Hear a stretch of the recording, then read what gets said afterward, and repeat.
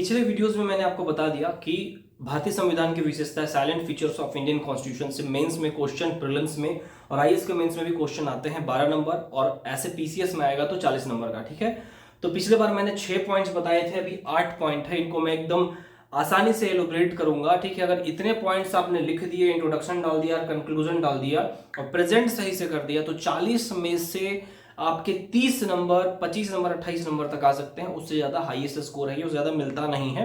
ठीक है, बशर्ते एग्जाम में इतना पॉइंट याद रह जाए।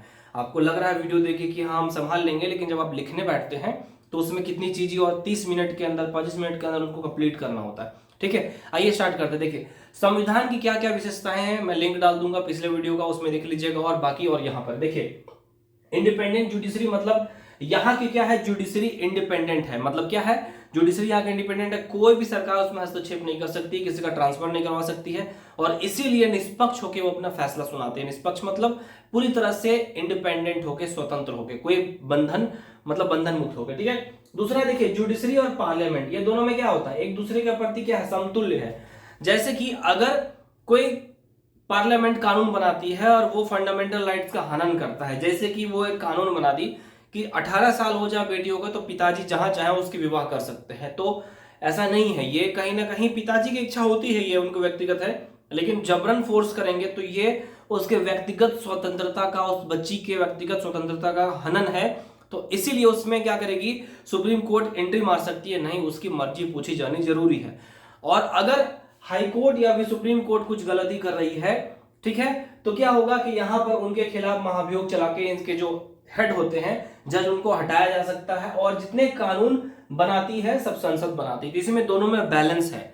ठीक है, जुडिशरी और कार्यपालिका दोनों एक दूसरे के काम में हस्तक्षेप नहीं करते हैं। लेकिन जैसे कि कई जगह पर एनवायरमेंट मान लीजिए खराब है, आम लोग भूखे मर रहे हैं, तो उसमें क्या होता है, हस्तक्षेप करना पड़ जाता है जजेस को या सुप्रीम कोर्ट को कि इसमें आप कार्रवाई करिए, नहीं तो हमको कार्रवाई करना होगा। ठीक है, अब देखिए यहाँ पर फंडामेंटल राइट्स दिया गया है आर्टिकल 12 से लेके 35 तक, है ना। ठीक है, समानता का अधिकार, स्वतंत्रता का अधिकार, शोषण का विरुद्ध अधिकार, धार्मिक स्वतंत्रता का अधिकार, मतलब कि रिलीजियस इंडिपेंडेंस है। इसका मतलब क्या है कि इन चीजों का किसी भी कीमत पर कोई भी हनन नहीं कर सकता। आपको अगर समानता मतलब कोई असमान कह रहा है कि तुम तुच्छ प्राणी हो, तुम नीच हो, तो भी धर्म के मामले में भेदभाव कर रहा है, आप किसी देश राज्य में घूमने जा रहे हैं वहां आपका अपमान हो रहा है। जैसे अभी क्या हुआ, बंगाल में बिहारी लड़कों के साथ मारपीट की गई, तो ये गलत है, बिल्कुल गलत है। वो इसलिए गलत है, मान लीजिए कि मैं बिहार के बगल में रांची से हूँ, रांची में अगर कोई बंगाल को बंदा आता है या बंगाल की कोई लड़की आती है, उसके साथ मारपीट किया जाए, तो ये वो भारत के एक अभिन्न अंग है, वो नागरिक है।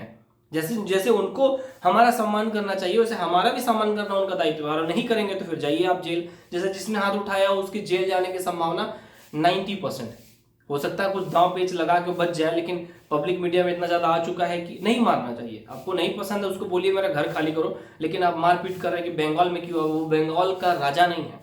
ठीक है, इंडिया क्या है, डेमोक्रेटिक कंट्री है ना। हो गया। अब देखिए डीपीएसपी, डीपीएसपी मतलब क्या, directive principle of state policy, मतलब राज्य के नीति निर्देशक तत्व। देखिए फंडामेंटल राइट्स और नीति निर्देशक तत्वों में कई बार यूपीएससी में क्वेश्चन आ चुका है कि फंडामेंटल्स होने के बाद भी कई बार देखा जा रहा है कि नीति निर्देशक तत्व डीपीएसपी का वैल्यू घट रहा है।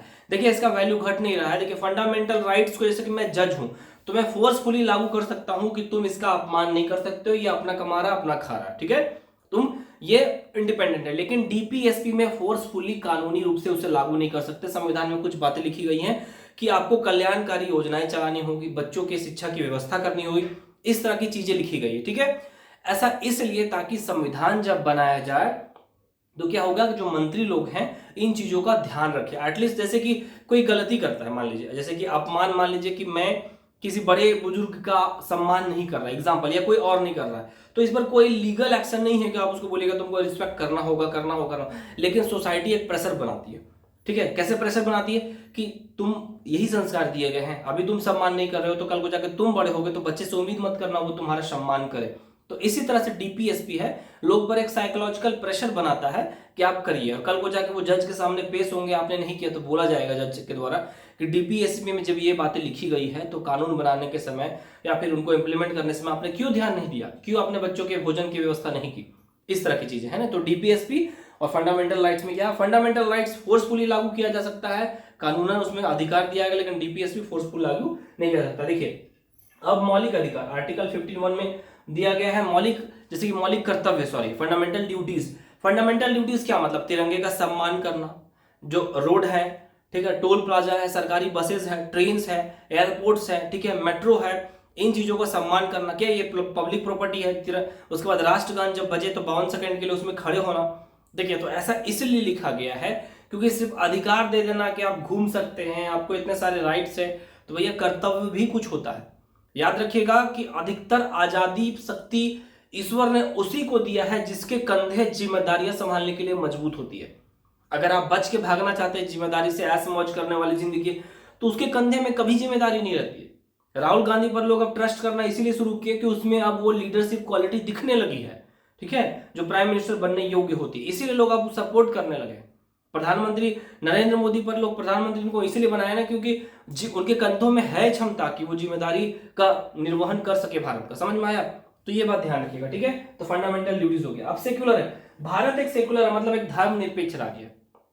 कोई भी, मैं मुसलमान धर्म अपना सकता हूं, हिंदू वाला मुसलमान हिंदू धर्म अपना सकता है स्वेच्छा से, कोई इसमें दबाव नहीं दबा सकता, ठीक है।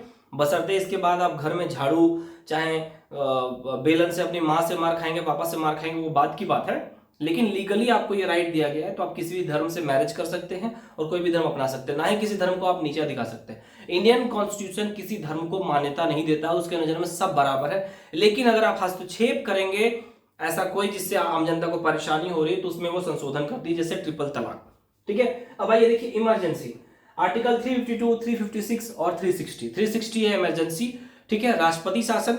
उसके बाद क्या हुआ कि जो इंदिरा गांधी जी के द्वारा लगाया गया था आपातकाल। आपातकाल मतलब क्या होता है, कभी लड़ाई हो गया, जैसे कि इंडिया चाइना अटैक हो गया, उसमें सबको संभालना बहुत मुश्किल होता है, इसीलिए इमरजेंसी लगा दी जाती है। आप ग्रुपिंग नहीं कर सकते, कुछ बदमाशी नहीं कर सकते और चीजें सख्त हो जाती है। राष्ट्रपति शासन जो इमरजेंसी इसी के अंतर्गत आता है, प्रेसिडेंशियल रूल।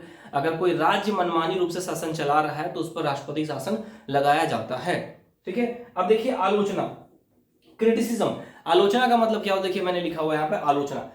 क्रिटिसिज्म, इसका मतलब क्या होता है, बहुत सारे जो एक्सपर्ट है ना, लीगल एक्सपर्ट है, उन लोगों ने इस बात को लेकर क्रिटिसाइज किया कि ये तो कॉन्स्टिट्यूशन में डीपीएसपी कहीं और से लिया गया है, फंडामेंटल राइट्स कहीं और से लिया गया है, ड्यूटीज कहीं और से लिया गया है, ये तो एक भाड़े का संविधान है, ठीक है। तो सब आपने इधर उधर से लिया तो आपका है क्या, आपका मूल कुछ नहीं है। दूसरी बात है कि गांधी जी ने जो विचार रखे थे उससे पूरी तरह से ये अलग है।